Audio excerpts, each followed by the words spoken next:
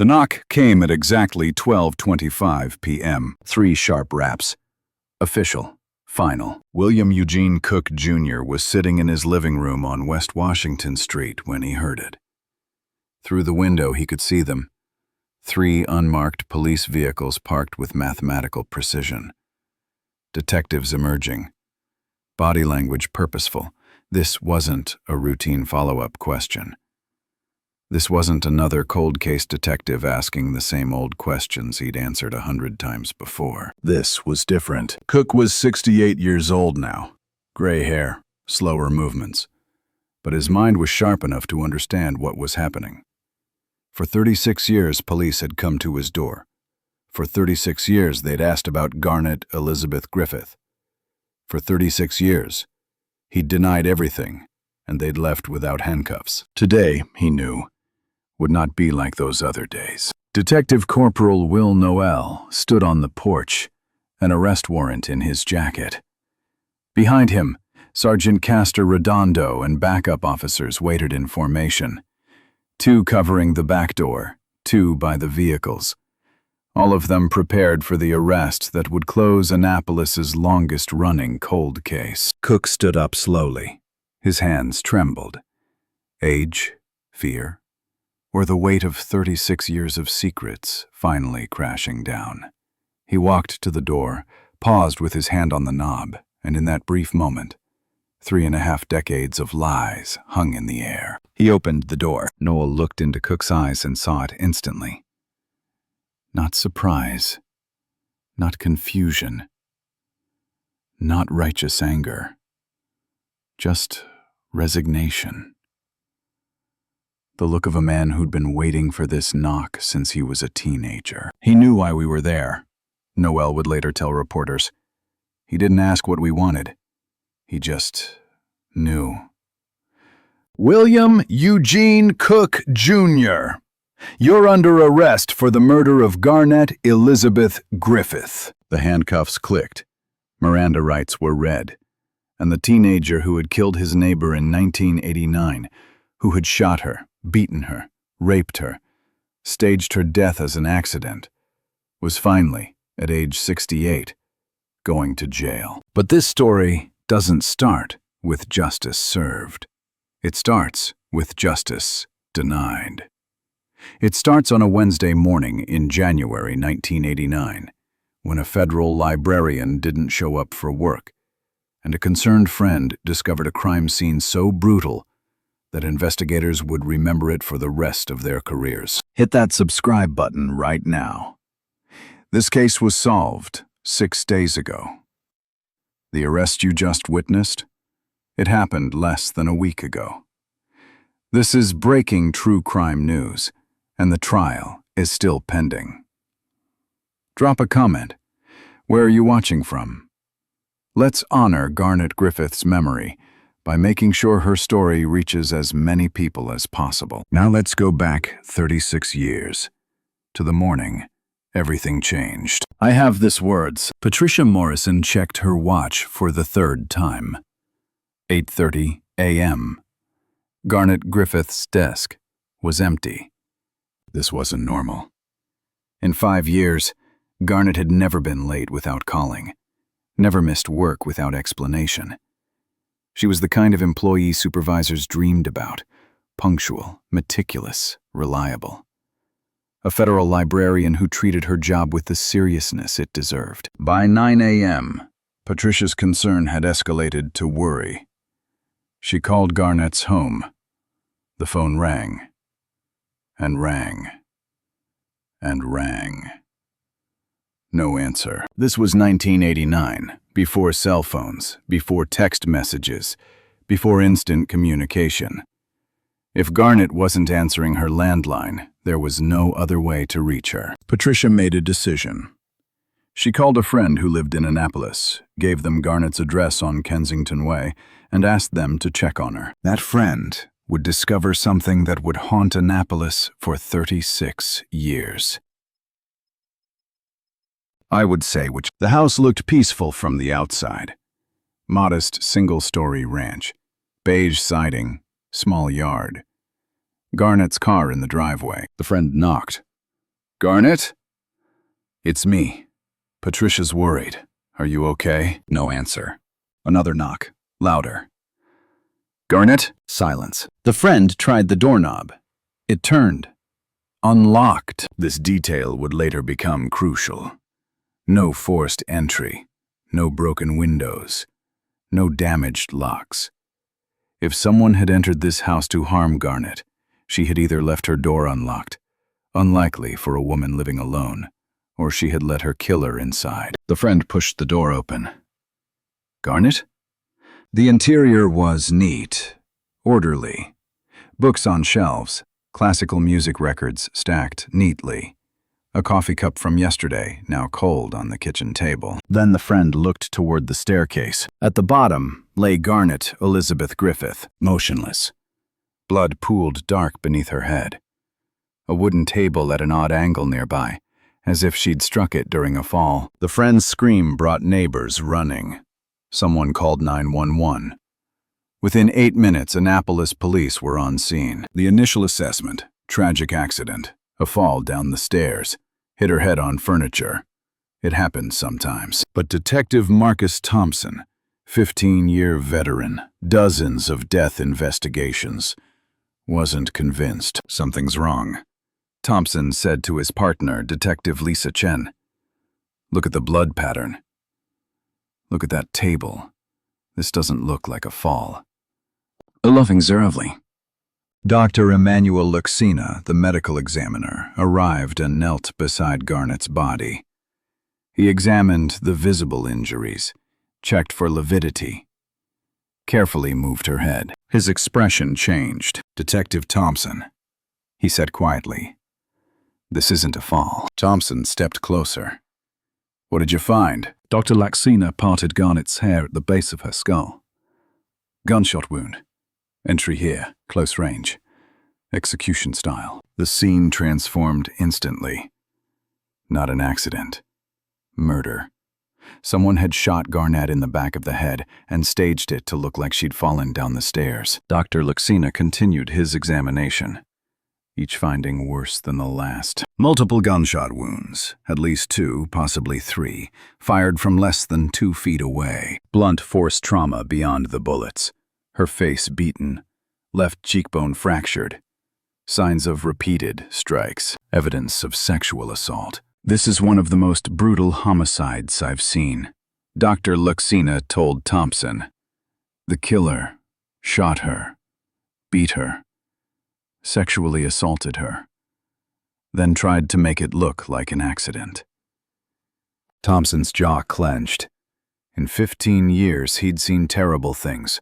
But this, the violence against a 47-year-old librarian living alone, the cold calculation of staging the scene.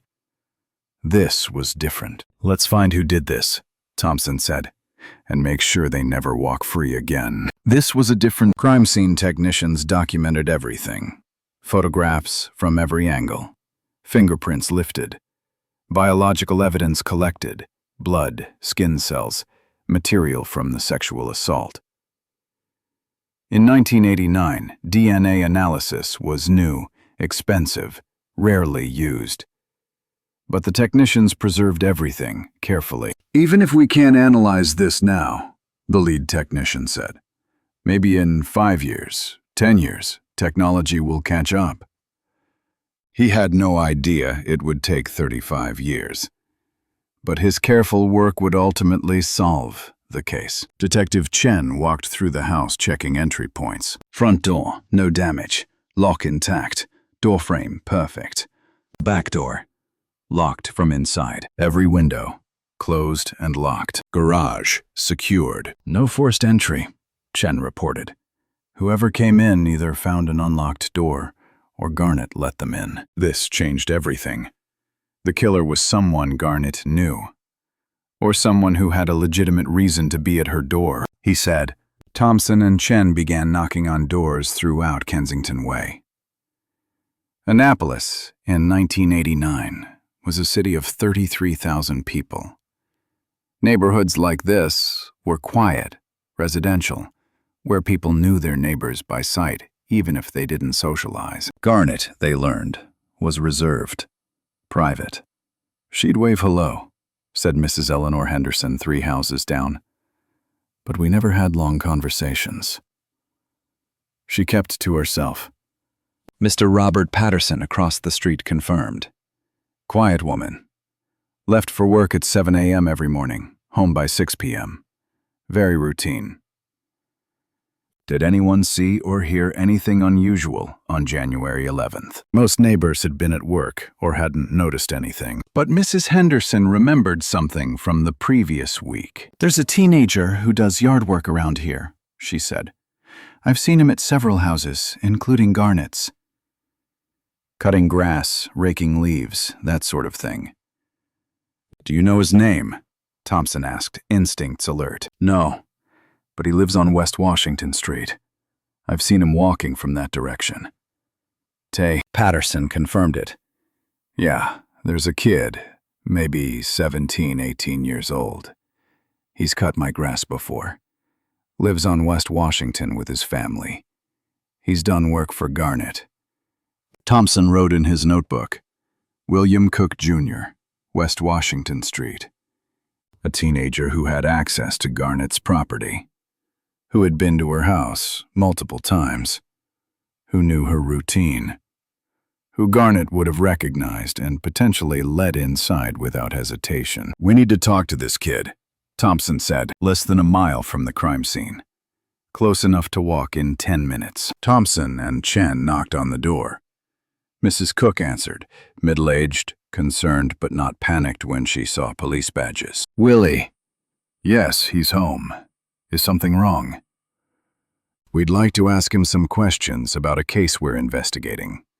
Mrs. Cook called upstairs. Willie! Police are here. Footsteps.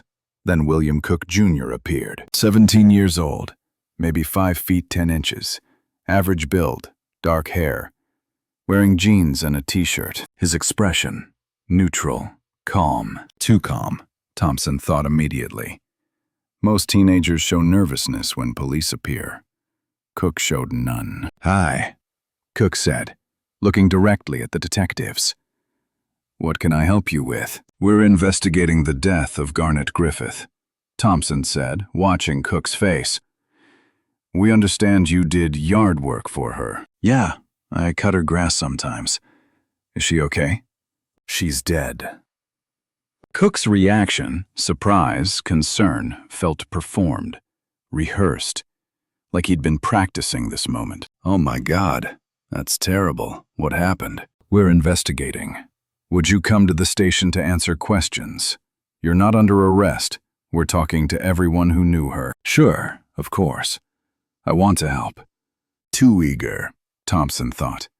Too cooperative. Interview room. Small. Windowless. Table. 3 chairs.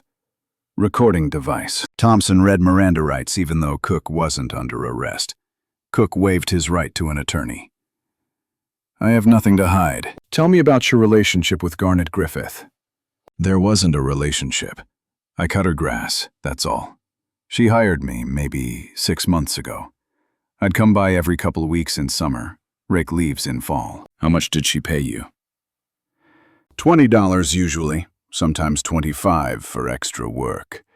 Did you ever go inside her house? Hesitation. Fraction of a second. Sometimes she'd invite me in for water or lemonade.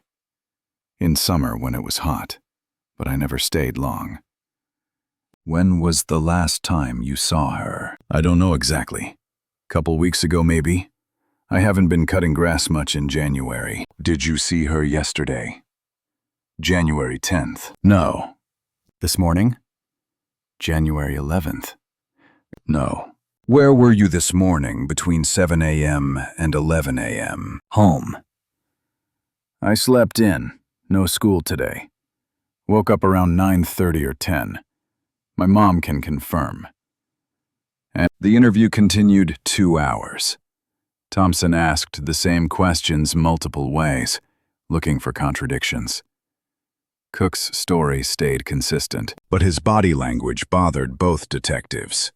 He sat perfectly still, maintained steady eye contact, Voice never wavered.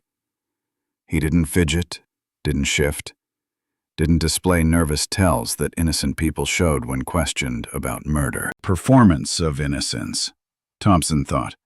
Not actual innocence, but performance wasn't evidence. At 7:35 p.m., Cook was free to go. His mother picked him up. Thompson turned to Chen as Cook left. That kid did it. I agree. But we have no evidence, no witnesses, no physical evidence connecting him to the crime. Nothing but gut feeling. Then we keep investigating, Thompson said grimly, because I'm not letting him get away with this. Despite.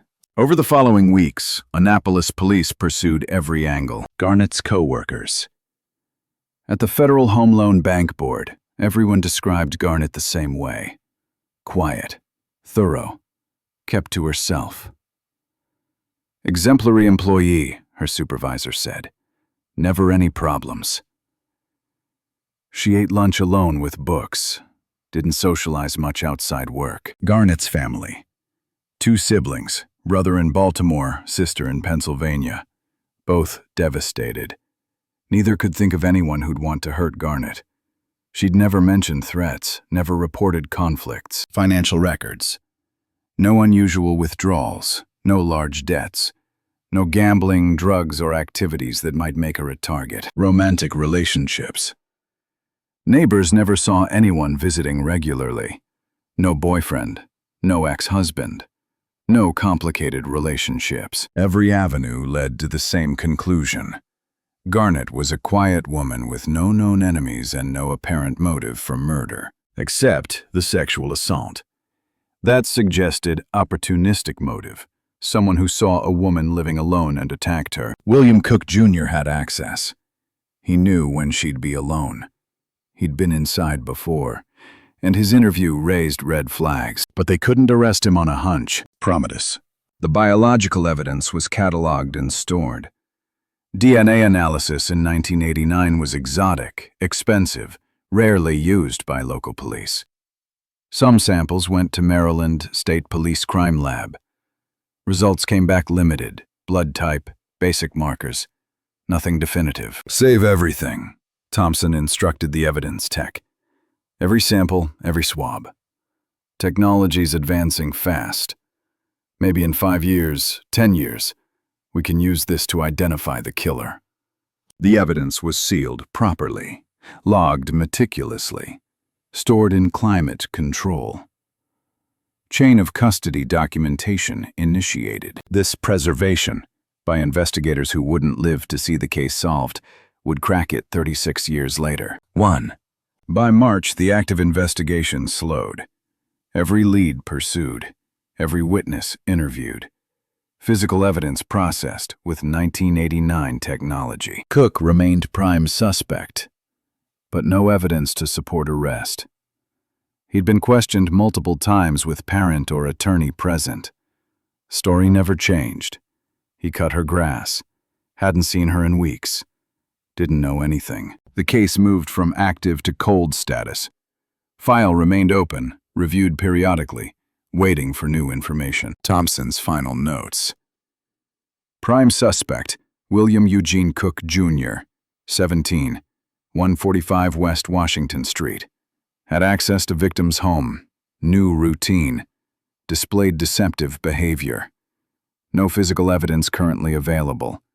Biological evidence preserved for future DNA analysis. Recommend continued surveillance and immediate follow-up if new evidence emerges. Those notes would be read by dozens of detectives over 36 years. Here's what makes this extraordinary. Cook never left Annapolis. Most killers flee or keep their heads down. Cook did neither. He stayed on West Washington Street, never moving more than blocks from his childhood home. And when police came, which they did, repeatedly, over 36 years, he talked to them. 1995. Detective Sarah Chen, now promoted, reviewed cold cases. Saw Cook's name flagged. knocked on his door. Cook, now 23, working construction, invited her in, offered coffee. Repeated the same denials from 1989. "Do you know we still consider you a person of interest?" Chen asked. "I figured. But I didn't do it. I wish I could help catch whoever did." Chen left frustrated. Cook's demeanor was wrong. Too calm, too cooperative. But he made no mistakes. 2003. Detective Robert Hayes. DNA technology had advanced. Hayes submitted evidence for updated analysis. Got complete DNA profile. Ran it through CODICE, the national database. No match. Cook had never been arrested. Hayes called Cook, now 31. Asked him to come in for a recorded interview. Cook agreed immediately. 2-hour interview. Cook answered everything. Maintained innocence. Expressed sympathy for Garnet's family. Hayes asked Cook to provide DNA voluntarily to rule himself out. Cook's attorney, yes, by 2003 Cook had retained a lawyer, told him not to provide DNA without court order. "If you have evidence for a court order, get one," the attorney said. "Otherwise, my client isn't providing DNA voluntarily." Hayes didn't have enough for court order. Case stayed cold. 2011. Detective Lisa Washington, 22 years after the murder. Washington approached Cook at his construction site. Cook, now 39, looked unsurprised. "Police ask me about her every few years. I always say the same thing. I didn't kill her." "You never remembered anything new?" "No, I wish I could help." Washington left, thinking what every detective before thought. "Cook did it, but we can't prove it." Whether no deads. Will Noel joined Cold Case Unit in 2019. Unlike previous detectives, he didn't immediately contact Cook. Instead, he focused on physical evidence. Noel spent months reading case files, studied 1989 crime scene photos, reviewed autopsy, read every interview. Paid special attention to biological evidence preserved 30 years. By 2019, forensic technology had advanced dramatically. DNA could be extracted from smaller, degraded samples. Forensic genetic genealogy had emerged, the technique that caught Golden State Killer in 2018. Noel realized evidence from 1989 might finally be analyzable in ways that could definitively identify Garnet's killer. He began applying for grants and funding to reanalyze evidence with cutting-edge techniques. This decision would finally crack the case. Maryland Attorney General announced grants for forensic genetic genealogy analysis. Noel had waited for this. He'd studied the technique for 5 years, attending conferences, networking with genealogists. Noel submitted Annapolis PD's application in February. Detailed history. Quality of preserved evidence. Potential for resolution. Emphasized, prime suspect was still alive, still local, still able to face justice. March 2024. Grant approved. $75,000 for advanced DNA analysis, genetic genealogy, expert consultation. This young met. Evidence sent to specialized Virginia lab partnering with genealogy experts. April-May. DNA extraction. Scientists opened evidence containers, sealed in 1989. Using advanced techniques, extracted DNA from multiple samples. Blood, sexual assault material, skin cells from under Garnet's fingernails. Challenge. Degradation. DNA breaks down over time, but 1989 investigators had preserved properly, climate-controlled, properly sealed, documented. Scientists used PCR amplification to create millions of copies. Built complete profile from degraded samples. June. DNA profiling. Complete profile constructed. Compared against CODICE again. No match. Cook never arrested for anything. Expected. Real work would come from genealogy. July, August. Genetic genealogy. Profile uploaded to GED. Match. Public genealogy database with millions of voluntary submissions. Results. Third cousins, fourth cousins, fifth cousins. distant relatives who had no idea they were related to a killer. Genealogists built family trees, traced distant relatives back through generations to common ancestors in the 1800s to the 1900s, then worked forward, documenting every descendant. Birth certificates, death certificates, marriage records, census data, obituaries, military records, property records. Massive family trees encompassing hundreds of individuals. Late August, genealogists narrowed to specific family line. One name stood out. William Eugene Cook, Jr., born approximately 1971, living Annapolis, West Washington Street. Everyone. Noel received genealogist report early September, saw Cook's name, felt vindication, anger, determination. Every detective for 35 years had suspected Cook. Now they had scientific proof, but needed absolute certainty before arrest. Defense would challenge genealogy, argue family trees have errors, needed direct DNA confirmation, can't compel Cook without probable cause. But had another option. Collect discarded DNA. Legal. Once someone throws away something in public, no privacy expectation. Police regularly collect discarded DNA in serious cases. Late September. Surveillance teams monitored Cook discreetly. September 28th. Cook ate lunch at local diner. After leaving, investigators retrieved coffee cup and napkin, both containing saliva, both containing DNA. Sent to lab. DNA from cup compared to DNA from Garnet's crime scene. Match. Definitive. Statistical probability. 1 in 200 trillion. After 35 years, no doubt. William Eugene Cook Jr. killed Garnet Elizabeth Griffith. Rno this young vet. Well, be mev nod heliglum subsevas. Adves. Noel Redondo and State's Attorney Lites spent first week October building case to withstand defense scrutiny. Chain of custody. Every transfer of evidence, 1989 to 2024, documented with signatures, dates, reasons. Documentation intact, properly handled throughout. Expert witnesses. Lab scientists agreed to testify. Genealogists agreed to explain methodology. All prepared for aggressive cross-examination. Circumstantial evidence. Beyond DNA. Cook's connection. Cut grass.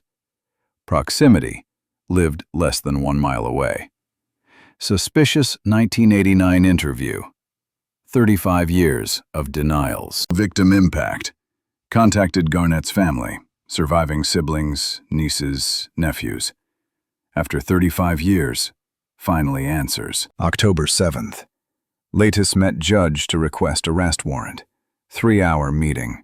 Judge reviewed DNA evidence, genealogy, chain of custody, investigative history. 4:47 p.m., October 7th, 2024.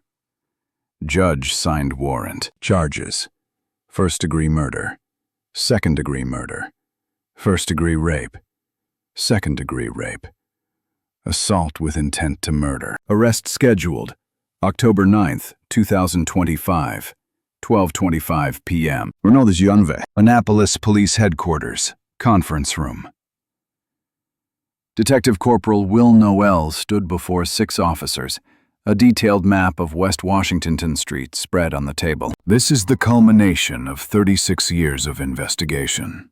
Noel began, his voice steady but carrying weight. Every detective who worked this case suspected William Cook Jr. Every single one. But suspicion isn't evidence. Today, we have evidence. DNA evidence that definitively places Cook at the scene of Garnet Griffith's murder. He pointed to Cook's house on the map. 145 West Washington Street. Same house where he lived in 1989. Same house where Detective Thompson first questioned him as a teenager. Cook is 68 years old. He's never shown violence toward police. But we're taking no chances. Sergeant Castor Redondo stepped forward. Here's the formation. Officers Martinez and Johnson, you cover the back door, park in the alley, maintain radio silence until we knock. Officers Lee and Patterson, you stay with vehicles as backup. Noel and I make the approach and execute the arrest. The room was tense. Everyone understood the significance. This wasn't just another arrest. This was justice, 36 years overdue. This was an entire police department's reputation on the line. This was telling Garnet Griffith's family that their wait was finally over. Cook's been confronted about this murder dozens of times over 36 years. Noel continued. He's always denied it. Always walked away free. Today is different. Today we have a signed arrest warrant. Today, he doesn't walk away. Officer Martinez raised his hand. What if he runs? He won't, Noel said with certainty. Cook has stayed in this city for 36 years, knowing police suspected him. He's not the running type. But if he does, you're covering the back. No one leaves that property except in handcuffs or body bag. A grim analogy, but accurate. This arrest would happen, one way or another. Any questions? Silence. Let's go bring justice to Garnet Griffith. Where was? 3 unmarked police vehicles, dark sedans, deliberately anonymous, departed headquarters. They drove at normal speed through Annapolis streets. No sirens, no lights. Nothing to alert Cook that his freedom was about to end. West Washington Street was less than 2 miles from headquarters. The drive took 6 minutes. At 12:21 p.m., the vehicles parked 1 block away from Cook's address. Out of sight, out of hearing. Martinez and Johnson slipped out, moving quietly toward the alley that ran behind Cook's property. They positioned themselves at the back door, weapons drawn but pointed down, ready but not aggressive. Lee and Patterson remained with the vehicles, monitoring police radio frequencies. Noel and Redondo stepped out of the lead vehicle. They wore plain clothes, button-down shirts, khaki pants, but their bearing was unmistakably official. Noel adjusted his badge on his belt. Redondo felt the arrest warrant in his jacket pocket. Ready? Noel asked. 36 years ready, Redondo replied. They walked toward 145 West Washington Street. So you want to do? October in Annapolis was beautiful. Clear sky. Temperature in the low 70s. Leaves just beginning to turn autumn colors. A perfect fall day. A few neighbors were outside. Mrs. Henderson, 2 houses down, was checking her mailbox. Mr. Morrison across the street was washing his car. Normal, suburban Thursday afternoon. None of them knew they were about to witness history. Noel and Redondo approached Cook's house. Single story. Beige siding. Small front yard needing mowing. Ironic, given that Cook had built a decades-long lawn care business. American flag on the porch. Nothing about the house screamed, "Murderer lives here." Through the front window, Noel could see movement. Television flickering. Someone home. Noel and Redondo stepped onto the porch. The wooden boards creaked slightly under their weight. Redondo positioned himself to the left of the door. Tactical positioning. Allowing both detectives a clear view when the door opened, preventing Cook from slamming it shut. Noel raised his fist and knocked 3 times. Loud. Official. No mistaking these for friendly neighbor knocks. Inside, they heard footsteps. Slow, deliberate. Coming toward the door. Noel's hand moved instinctively toward his weapon. Not drawing. Cook wasn't considered dangerous, but ready. 36 years of denials. 36 years of evasion. What if Cook decided today was the day he'd fight? The doorknob turned. The door opened, and there stood William Eugene Cook, Jr. Very leader, too. Cook looked older than his 68 years. Gray hair thinning on top. Deep lines in his face. Wearing faded jeans and a flannel shirt. Reading glasses hanging from a cord around his neck. He could have been anyone's grandfather, except he was a murderer. Cook's eyes met Noel's. For a long moment, maybe 2 seconds, maybe 5, neither man spoke. In that silence, decades of investigation hung in the air, and then Cook's shoulders slumped. Barely noticeable, just a slight drop, but Noel saw it. Surrender. "Mr. Cook," Noel said, his voice firm and clear. "I'm Detective Corporal Will Noel, Annapolis Police Department. This is Sergeant Castor Redondo. We have a warrant for your arrest." Cook didn't ask what for. Didn't say, there must be some mistake. Didn't protest. He just nodded slowly. "William Eugene Cook, Jr.," Noel continued, pulling handcuffs from his belt. "You are under arrest for the murder of Garnet Elizabeth Griffith, committed on or about January 11th, 1989, in Anne Arundel County, Maryland." Redondo stepped forward, gently taking Cook's right arm. "Please turn around and place your hands behind your back." Cook complied without resistance, turned, hands behind back. The handcuffs clicked into place, right wrist, then left wrist. Not too tight, but secure. The sound seemed to echo down West Washington Street. Noel began reading Miranda rights. "You have the right to remain silent. Anything you say can and will be used against you in a court of law. You have the right to an attorney. If you cannot afford an attorney, one will be appointed for you. Do you understand these rights as I have explained them to you?"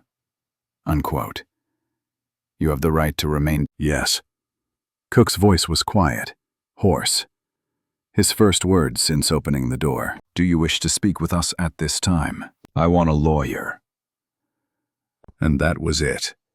After 36 years of denials, of confrontations, of police visits where Cook had always talked his way out, he finally invoked his right to remain silent. Noel radioed the backup. "Suspect in custody. No complications. We're transporting now." Redondo guided Cook toward the police vehicle.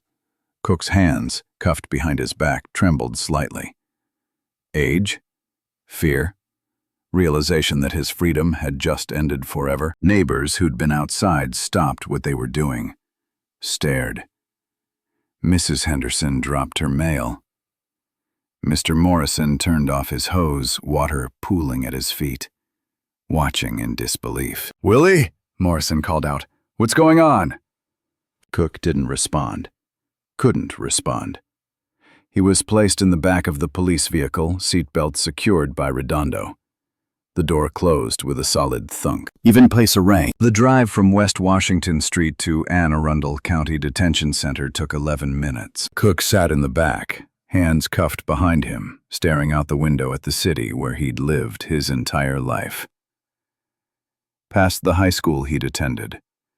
Past the diner where he'd eaten lunch 5 days ago, leaving the coffee cup that would seal his fate. Past the cemetery where Garnet Griffith had been buried 36 years ago. Did he think about her? Did he remember that January morning when he'd knocked on her door, when she'd let him in because she recognized him? The nice teenager who cut her grass. When he'd attacked her with such brutality that detectives still remembered the crime scene decades later. Noel, driving, glanced in the rearview mirror. Cook's face was blank. Empty. Not crying, not protesting, just resigned. "He knows it's over," Redondo said quietly. "Took 36 years," Noel replied. "But it's finally over." But in investigation, Anne Arundel County Detention Center.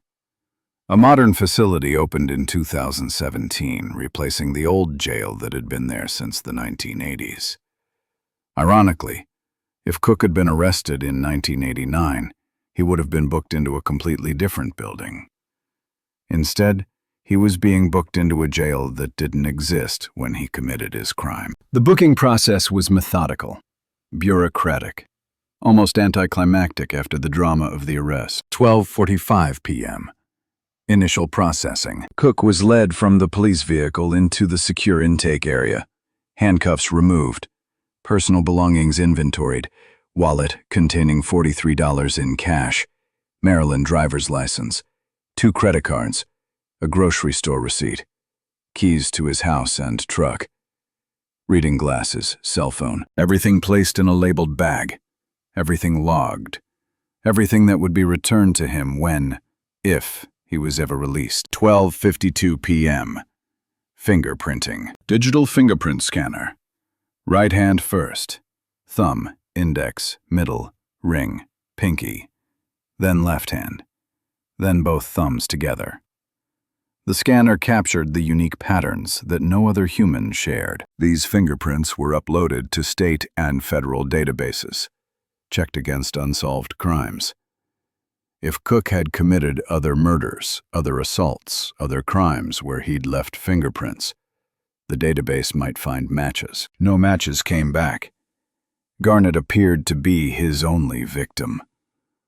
One murder, but what a murder. 1:03 p.m. Photograph. Mugshot time. Cook stood against the height chart on the wall, front view first. Face blank. No smirk. No tears. Just emptiness. Look straight at the camera, the booking officer instructed. Click. Flash. Turn to your right. Click. Flash. Profile view. These photos would be released to media within hours, would be broadcast on every news station in Maryland, would be shared thousands of times on social media. The face of a man who'd evaded justice for 36 years. 1:11 p.m. Medical screening. Basic health check. Blood pressure. Elevated, but not dangerously so. Heart rate. 88 beats per minute. Slightly elevated. Probably stress from arrest. No visible injuries. No immediate medical concerns. Any medications you're currently taking? The nurse asked. Blood pressure medication. Cholesterol medication. Cook's voice was still quiet, defeated. We'll get those for you. Any history of mental illness, suicidal thoughts? No. The nurse made notes. Cook would be placed on suicide watch for the first 48 hours, standard procedure for high-profile arrests.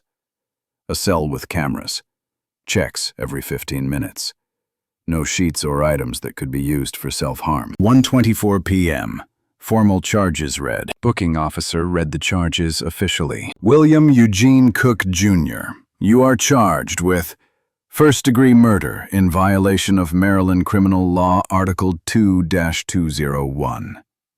Second-degree murder in violation of Maryland Criminal Law Article 2-204. First-degree rape in violation of Maryland Criminal Law Article 3-303. Second-degree rape in violation of Maryland Criminal Law Article 3-304. Assault with intent to murder in violation of Maryland Criminal Law Article 3-202. Do you understand these charges? Yes. You're being held without bond pending preliminary hearing. Your preliminary hearing is scheduled for November 5th, 2025, at 9 a.m. in Anne Arundel County District Court. You have the right to legal representation. Do you have an attorney? I'll need a public defender. One will be appointed for you. Do you have any questions? No. 1:35 p.m. Cell assignment. Cook was issued jail uniform, orange jumpsuit, white t-shirt, white boxers, white socks, orange Crocs. His street clothes were bagged and stored. Led to cell block D, unit 3, cell 7. Single occupancy. Suicide watch protocol. Camera in corner. Bed bolted to floor. Toilet, sink. Nothing else. The door closed with mechanical finality.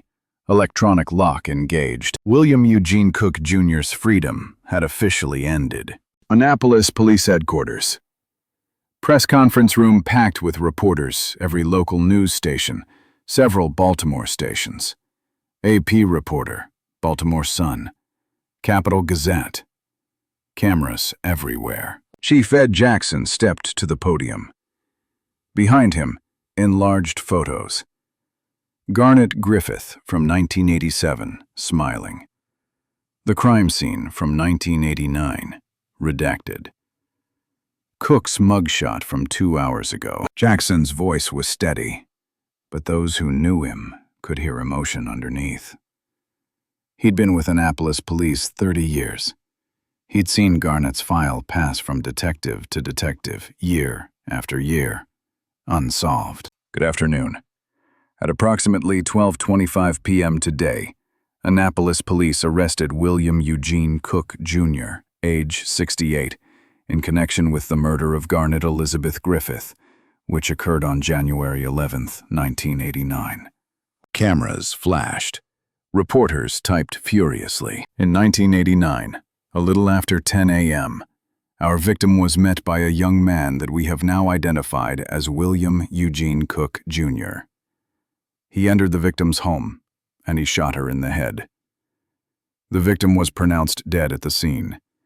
She was shot a couple of times in the head at close range, and she was beaten, and that accounts for the brutality of it. Jackson paused. Let that sink in. Shot. Beaten. Close range. Brutal. The victim was a librarian. She was an Annapolitan. She had a family. This was a particularly brutal crime. A reporter raised her hand. Jackson nodded. Chief, why did it take 36 years to solve this case? Jackson's answer was honest and direct. The technology didn't exist in 1989 to analyze the DNA evidence we collected. But our investigators did something crucial. They preserved that evidence carefully, hoping that someday science would catch up. In 2024, it finally did. He gestured to a chart showing DNA technology evolution. 1989, basic blood typing. 1998, CODIS established.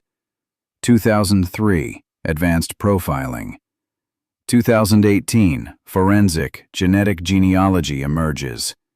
2024, case solved. This case demonstrates the importance of never giving up on victims, of preserving evidence properly, of continuing to investigate even when leads go cold.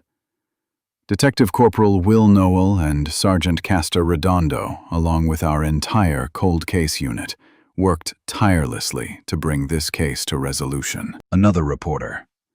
Did Cook confess?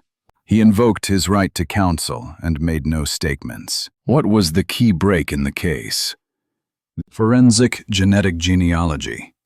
We partnered with genealogy experts who used DNA from the crime scene to build family trees through distant relatives.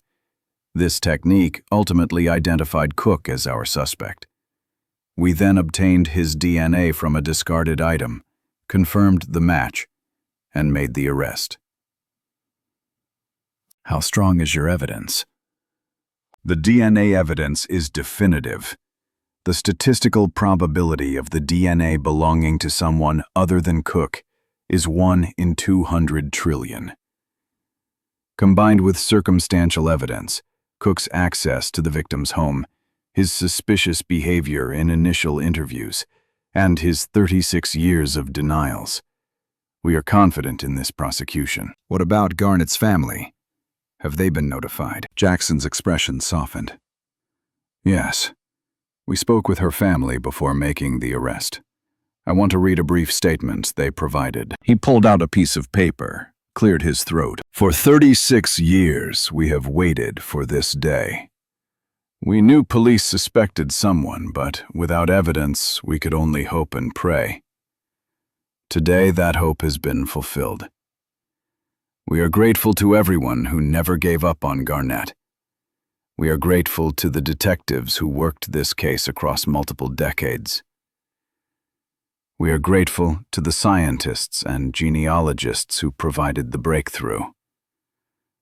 And we are grateful that William Cook, Jr. will finally face justice for what he did to our sister, our aunt, our family member. Garnet was a kind, intelligent woman who deserved a long life. That was stolen from her.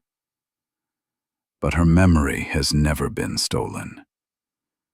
And today her killer has been named. Jackson folded the paper. Several reporters had tears in their eyes. This arrest brings some measure of closure to Garnet's family, Jackson continued. It shows our community that we will never stop fighting for justice. And to all the families still grieving from open cold cases, we will continue to investigate. We will continue to pursue justice. We will never give up on your loved ones. Final question. What message does this send to other killers who think they've gotten away with their crimes? Jackson looked directly at the camera. DNA doesn't lie. Evidence doesn't forget. And justice has no expiration date. If you committed a crime 10 years ago, 20 years ago, 50 years ago, and you think you're safe because time has passed, you're wrong. Technology is advancing. Investigators are dedicated. And one day, we will knock on your door. The press conference ended. Within an hour, the story was everywhere. Well, news trucks parked where police vehicles had been 6 hours earlier. Reporters knocked on doors. Neighbors who'd lived near Cook for decades struggled to comprehend. James Morrison, who'd lived across from Cook for 40 years, stood in his driveway shaking his head. I knew Willie his whole life, watched him grow up. He cut my grass when he was a teenager. We'd wave hello, chat about the weather, normal neighbor stuff. When police told us he'd been arrested for murder, not just any murder, but one from 1989, I couldn't believe it. Reporter: Did he ever seem dangerous? No. That's what's so disturbing. He seemed like a regular guy. Worked construction, manual labor jobs. Kept to himself mostly, but wasn't unfriendly. Never any trouble that I knew of. You think you know somebody, you know? Mrs. Henderson, 3 houses down. Police came by a few times over the years asking about him. I always thought that was strange. Why would police keep asking about Willie? Now I know. He killed that poor woman and just lived here, like nothing happened. Like he didn't have blood on his hands. It makes my skin crawl. Reporter: Did you ever feel unsafe? I didn't before. I do now.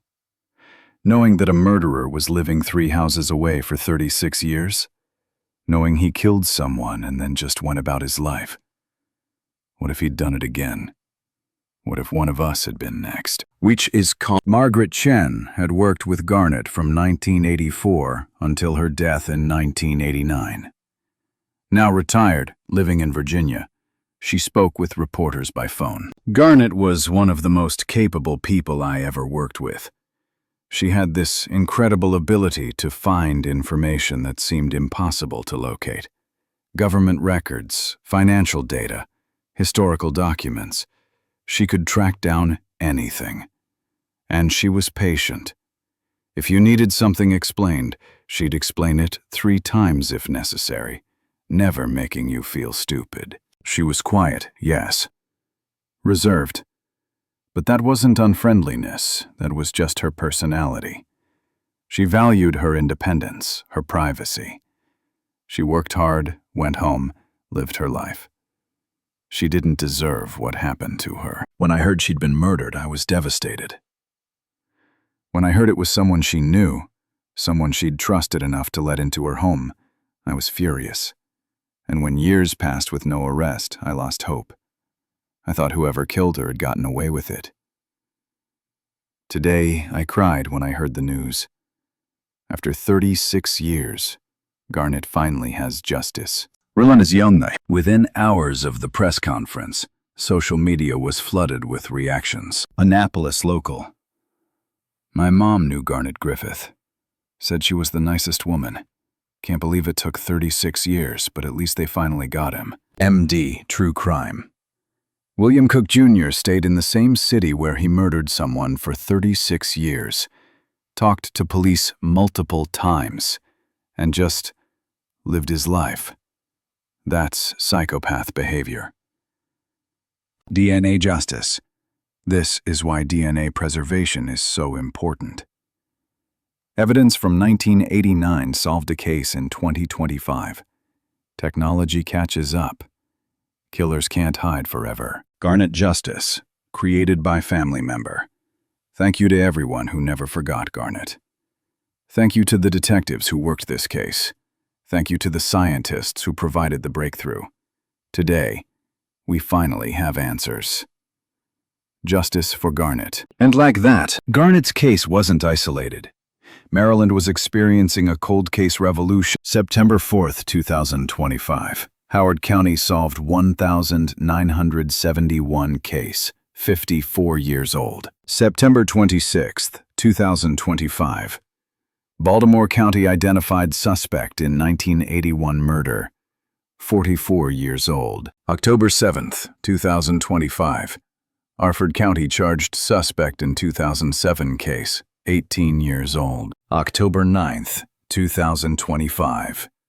Annapolis arrested cook for 1989 murder, 36 years old.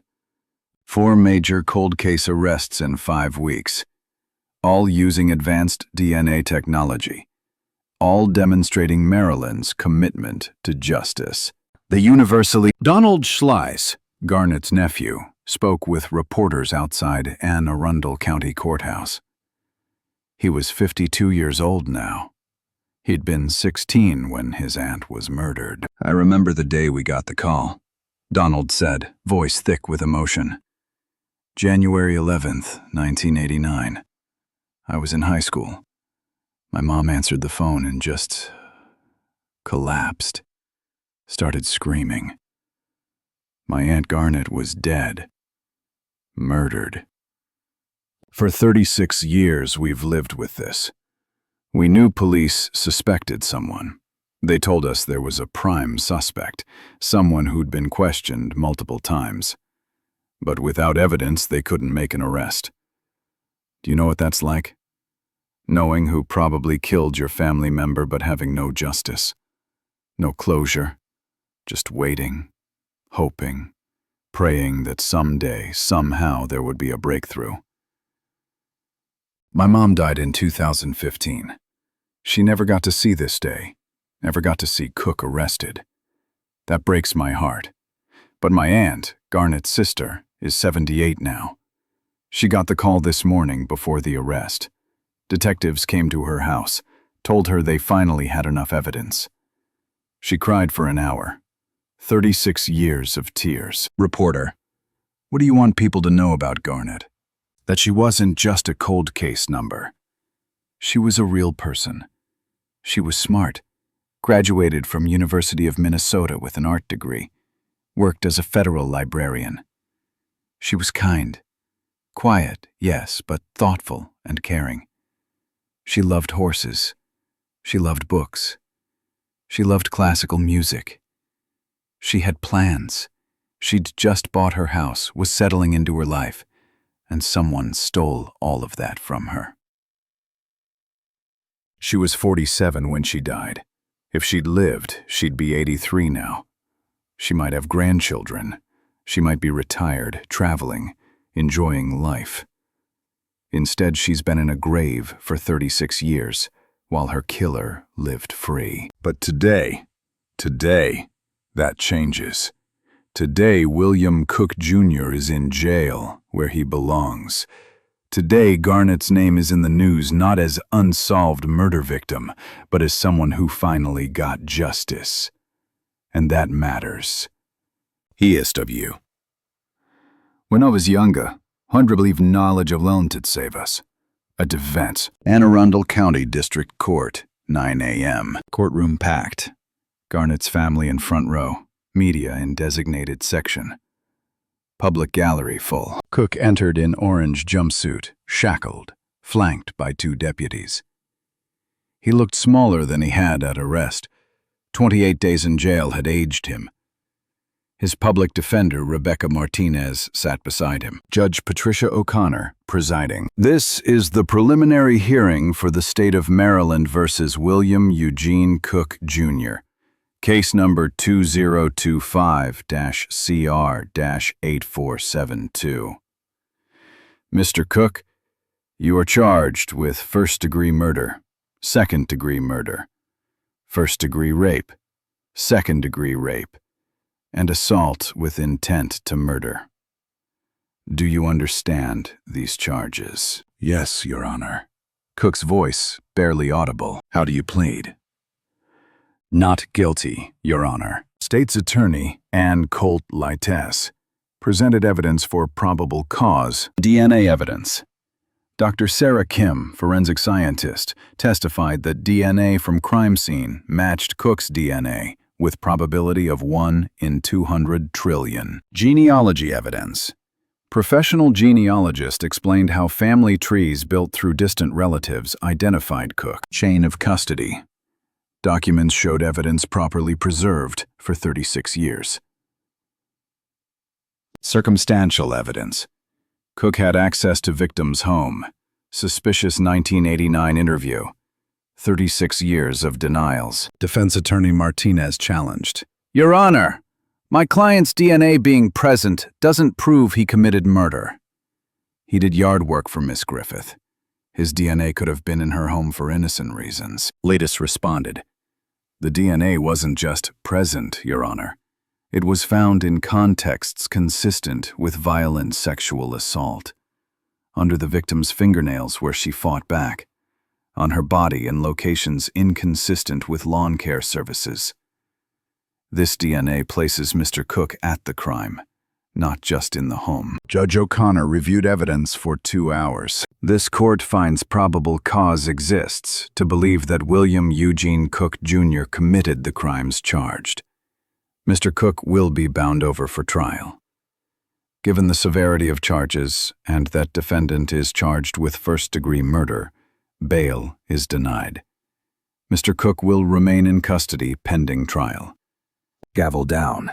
Cook showed no reaction, just stared straight ahead. Trial date set, April 2026. I did 5 them. William Eugene Cook, Jr. sits tonight in Anne Arundel County Detention Center, awaiting trial for crimes he allegedly committed 36 years ago when he was a teenager. If convicted, he faces life in prison. Maryland abolished death penalty in 2013, so the maximum sentence is life without parole. At 68 years old, this means Cook will die in prison for a murder he committed when he was 17. This case proves fundamental truths about justice. Killers cannot truly escape. They can deny, they can lie, they can live seemingly normal lives. But evidence doesn't forget. DNA doesn't lie. And dedicated investigators will pursue justice regardless of how many decades pass. Technology advances. Evidence collected in 1989 was useless with 1989 technology.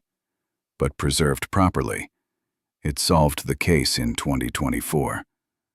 This shows importance of meticulous evidence preservation, even when immediate analysis isn't possible. Justice has no expiration date. 36 years passed between crime and arrest. But for Garnet's family, for the Annapolis Police Department, for everyone who refused to give up, this day finally came. The teenager who cut Garnet's grass became the man who killed her. He shot her, beat her, raped her, staged her death as accident, then lived freely for 36 years while she lay in grave. But on October 9th, 2025, at 12:25 p.m., 3 knocks on a door ended that freedom. Garnet Elizabeth Griffith, born 1942, died January 11th, 1989, age 47. Federal librarian, Annapolitan, daughter, sister, aunt, victim. After 36 years, her killer has been named. After 36 years, her family has answers. After 36 years, Justice, delayed but not denied, has arrived. If you made it to the end, thank you for honoring Garnet's memory. Subscribe for trial updates. This case is ongoing, and Cook's trial begins April 2026. Like, if you believe justice delayed is still justice worth pursuing. Share this story so Garnet's name reaches as many people as possible. And comment below. Where are you watching from? What do you think about cases solved decades later? Do killers deserve justice even 36 years after their crimes? We remember Garnet Elizabeth Griffith. We pursue justice relentlessly. We never give up on victims. Case status: William Eugene Cook, Jr., 68, held without bond. Trial scheduled April 2026. Faces life imprisonment if convicted. Contact: Annapolis Police Department, Chief Ed Jackson, 410-268-9000.